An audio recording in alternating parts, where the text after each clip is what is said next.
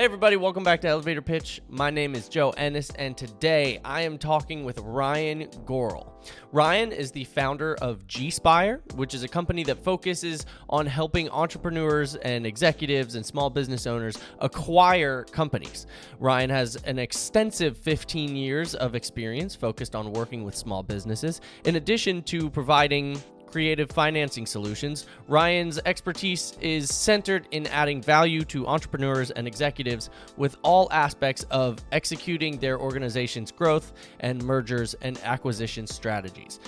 In this episode, Ryan talks a lot more about the process of what it looks like for a business to work with him to acquire or merge with other companies. I really enjoyed the episode. I thought that what he said and what he brought to the table was value that I don't necessarily know very much about. I'm not necessarily looking to acquire a company right now, but if you're out there looking, I would highly recommend checking out Ryan and G-Spire. I think they could definitely help you, and some of the strategies that he brings in this episode, it's very clear that he's done this a lot of times before and he's seen the worst of the worst, but he's helped a lot of companies kind of dig themselves out of holes or set themselves up in the best way possible to acquire or merge with other companies.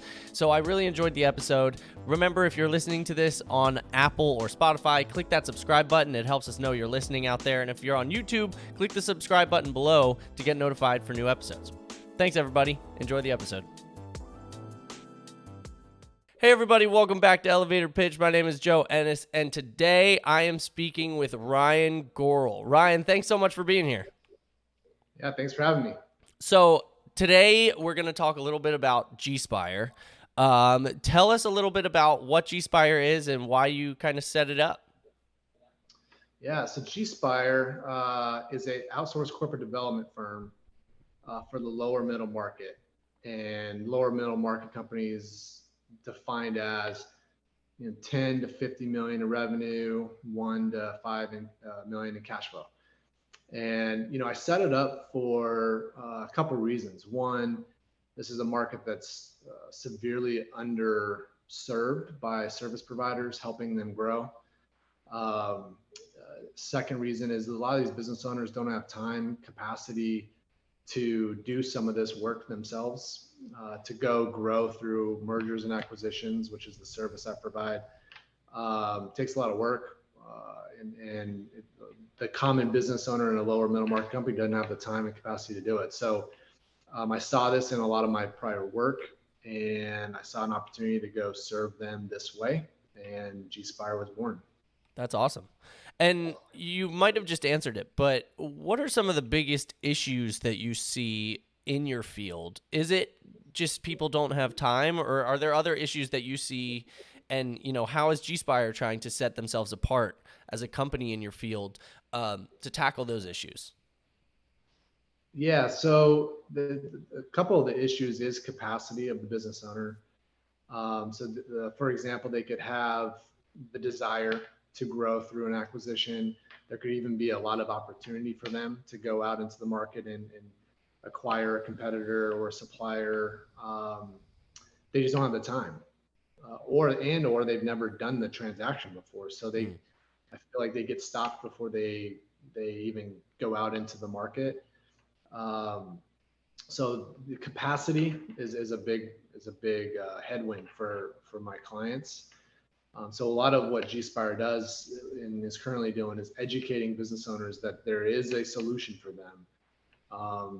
Through hiring G-Spire or me and my firm, we can go do a lot of the heavy lifting.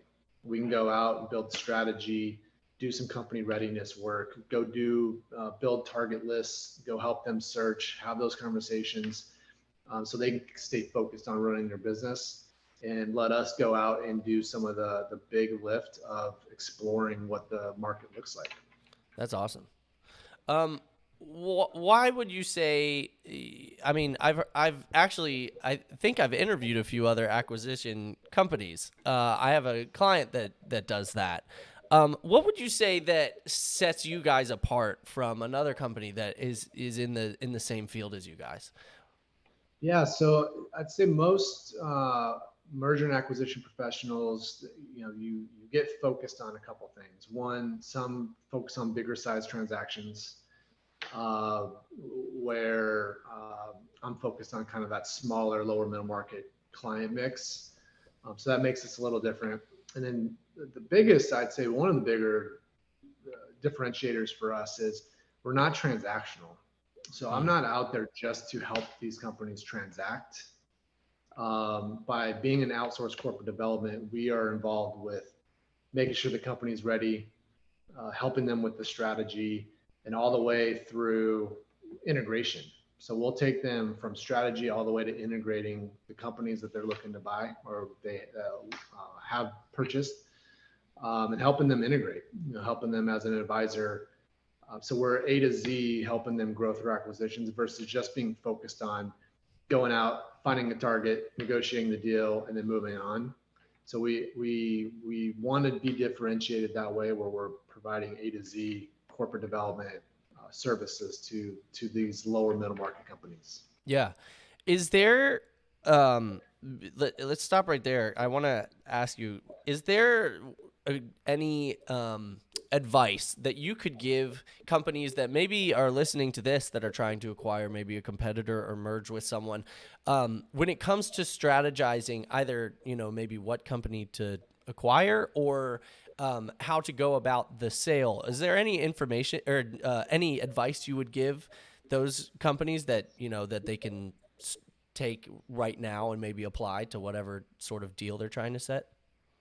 Yeah, I mean that's a very loaded question. There's a lot to consider, but Yeah. I always start usually one of my first conversations with business owners that are thinking about acquiring, maybe they even have started conversations with a target company, is I walk them through why are they doing it? What specific reasons are they acquiring, wanting to grow through acquisitions or trying to acquire a certain target company? Why that's important is I do see some companies that aren't ready to acquire, or maybe going down the path of an acquisition growth strategy without having the why. And the why is very important because just doing a transaction just to do a transaction is, produces a ton more risk to that business owner than having a very thought out and deliberate strategy around here's why I'm acquiring this type of company, this size company, and this demographic. Here's my longer term strategy and how this fits into that versus, coming across an opportunity and just doing it because it's in front of you, so that would be one big piece of advice is making sure that the why is understood and that you have very clear clarity into where it fits into your longer term growth strategy. Mm, that's great. um, what, Ryan? Why should people and businesses work? I mean this in the nicest way possible. Obviously, why should people work with companies like you, not just G-Spire, but other acquisition, experts, and not just try and face it themselves? What are some of the, the benefits to working with people like you? And why should businesses care about this field and making sure that they work with experts and don't just jump in it themselves? Yeah, I think it's just that there's a lot that goes into an acquisition that's very nuanced. There are a lot of risks that might not be identifiable on the surface. So hiring any kind of merger and acquisition firm can highlight key risks, key troubles. Where's the areas that could blow up a deal? Where are the areas that could make the investment damaging post acquisition? We've seen it. We've seen all the things that could go wrong, things that make the acquisition a bad idea. So tackling by yourself, sure, could you do it? Yeah, but I think you're elevating the risk of not knowing what you don't know versus leveraging the expertise of someone who does these for a living. Sure. Yeah. Is there one area that you see a lot of businesses fail or mess up when they go through this kind of thing themselves before maybe they call someone like you in? I think it goes back to the why, not having really the strategy mapped out. Without that strategy and the why, you're just kind of, there's no targeted approach to finding the right type of companies to acquire. So maybe they would go down the road of acquiring a company that's outside of their strategic plan. But other areas is, they jump into a letter of interest without thinking through the structure, not thinking through how to align the seller and the management team and kind of some of the big muscle movements, and they just go and do, and that can create some risk. That's interesting. So what are your, Ryan, you kind of mentioned it at the beginning, but maybe you can even go into more depth. What are some of your ideal clients? Who do you guys like to work with? You already said kind of middle markets, I think is what you said. But is there any specifics in, like, maybe, I don't know, niche or field of company? Is there anything that you guys favor or work well with, I guess? Yeah, so I think a lot of what we do, our service is capacity, and it's pretty agnostic. But I would say that the type of companies we're looking to work with are working with leadership teams that are growth minded, who are busy operating their companies and are open to bringing in outside experts to help them take their business to the next level. So it's a mindset of the leadership team that's more important than any kind of one industry. Now, there are some industries that currently are in an environment that acquisitions are more urgent because of certain industry factors such as consolidation, Sure, price pressure, labor. So there's some industries that there is some immediacy of action. But I'd say the people that we're looking to work with are leadership teams that are open and growth minded, and curious, and are doing it for the right reasons. cool. I like that. That's great. I mean, I know that a lot of the people I've interviewed have very much said the same answer when it comes to that, is companies, and I 100% agree, companies that are willing to learn and take advice from the experts is always the best. I mean, it's kind of like why you brought us in, so you might as well listen to us kind of thing, sometimes. I feel that a lot. So Ryan, this has been awesome. How can people get in touch with you if they are like, man, I'm going through a process like this and I would really like to, work with Ryan or see if he can give any advice to me? How can people get in touch with you? How can people get involved? Plug away. Yeah, no, gspiregroup.com is my website.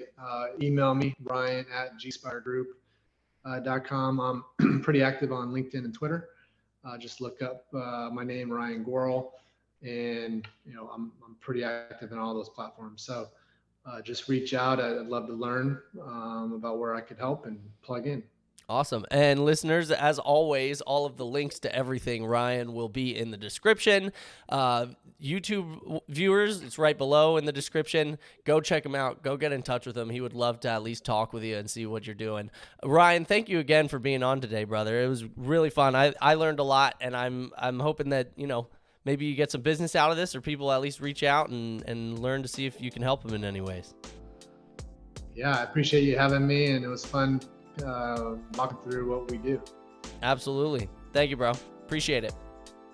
Hey, I want to thank Ryan one more time for coming on. It was a great episode. Remember, if you are listening to this on Apple or Spotify, click that subscribe button. If you are watching this on YouTube, you can click one of the buttons above my head or to the side of me to see other episodes. Thanks again for watching, and thanks again to Ryan for coming on.